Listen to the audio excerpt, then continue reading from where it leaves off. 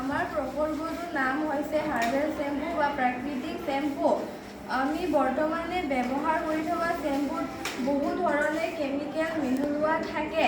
এই শ্বেম্পুটো যদি আমি সদায় ব্যৱহাৰ কৰি থাকোঁ তেনেহ'লে চলি ফুৰিব আৰু মূৰত বহু ধৰণৰ ইনফেকশ্যন হ'ব। তাৰ পৰা পৰিত্ৰাণ পাবলৈ আমি এই শ্বেম্পুটো বনাবলৈ সিদ্ধান্ত লৈছোঁ।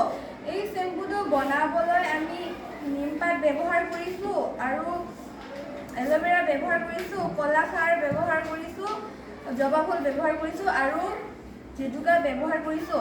এই গোটেইবোৰ সামগ্ৰী গুড়ি কৰি তাৰ পৰা ওলোৱা ৰসটোৱে হ'ল হাৰ্বেল শ্বেম্পু। এই শ্বেম্পুত কোনো ধৰণৰ কেমিকেল মিহলোৱা নাই।